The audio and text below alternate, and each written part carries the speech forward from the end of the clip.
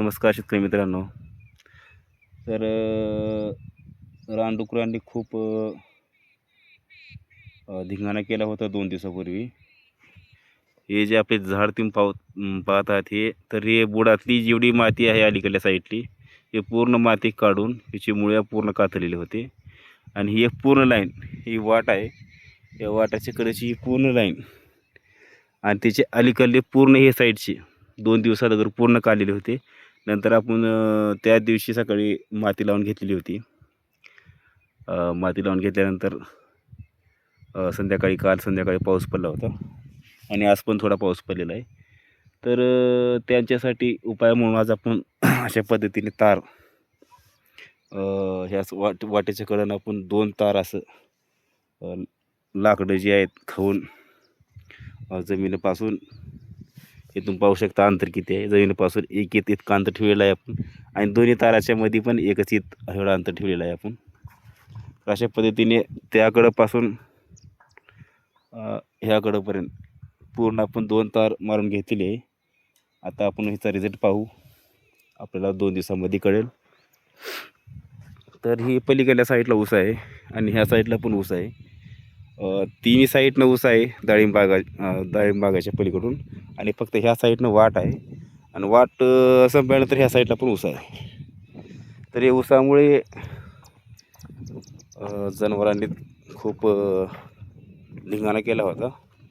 तरी त्यांच्यासाठी अशा पद्धतीने आपण पाहू शकता, मातीची तार जी आहे, तार लावून घेतलेली आहे. आणि जिथे जिथं काकरी संपत्ती आपली रोडच्या साईडने, अशा पद्धतीने एक काकरी संपत्ती रोड असल्यामुळे कोसरा नाही, आणि तिथून असं मध्ये घेतलेलं आहे आपण अशा पद्धतीने. तर तिथं कट पॉईंट केला आहे आपण, तिथून तार काढता येते आपल्याला. नंतर ट्रॅक्टरने अंतर मशागत करत असताना कट पॉईंट टाकलेला आहे, तिथं तार काढता येणार. तर अशा पद्धतीने आपण केलेलं आहे जुगाड. तर ह्यापेक्षा अजून कोणती चांगली जर टेक्निक असेल जनावरांना पळवण्यासाठी, खास करून रानडुकरपासून, दुसरं कोणत्या जनावरांचं काय टेन्शन नाही. येणार मध्ये गवत फिवत खाणार फिरणार, त्याचं काय टेन्शन नाही. पण जी रानडुकर जी आहेत, ही पूर्ण झाडाच्या बुडातली पूर्ण माती एक साईड पूर्ण बगल जी आहे, हे पूर्ण काढलेले होते. आणि पूर्ण मुळे दातानं असं चगळून सगळं धिंगाणा केला होता एक साईडच्या मुळ्याचं. तर त्यासाठी आपण हे केलेलं आहे. आणि इथं सोलार ट्रॅप पण एक लावून घेतलेला आपण रोडच्या साईडने. तुम्ही पाहू शकता हे रोड आहे, हे साईडने. आता हे संध्याकाळी 4 तास चालणार.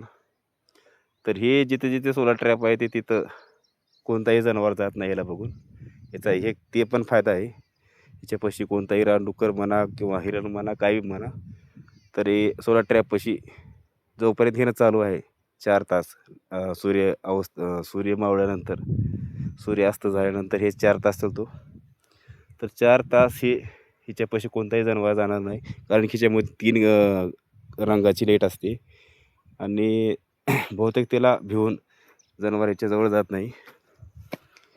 तर हे पण चांगलं आहे. याच्यापेक्षा आणखीन काय कमी खर्चामध्ये, कमी बजेटमध्ये कोणता उपाय असेल तर तुम्ही नक्कीच कमेंट करून सांगा. ही आपली डाळिंबची बाग आहे, 10 महिने पूर्ण झाली. अजून 2-2.5 महिन्यानंतर आपण हिचा माल धरणार आहोत. हे अशा पद्धतीने तुम्ही पाहू शकता, पूर्ण माती उकरून सोडलेली होती त्या साईडनं, रोडच्या साईडने. ह्या साईडनं जास्त सगळं नाही, हे तुम्ही पाहू शकता. हे पूर्ण माती काढून टाकलेली आहे. हे आपण नंतर नवीन माती लावून घेतली आहे, हे पाहू शकता तुम्ही. तर ती रोडच्या साईडची पूर्ण माती जी आहे काढून टाकलेली होती. अशा पद्धतीने तुम्हाला दाखवतो मी. तिथं संध्याकाळी केलं धिंगाणा आहे, हे पाहू शकता तुम्ही.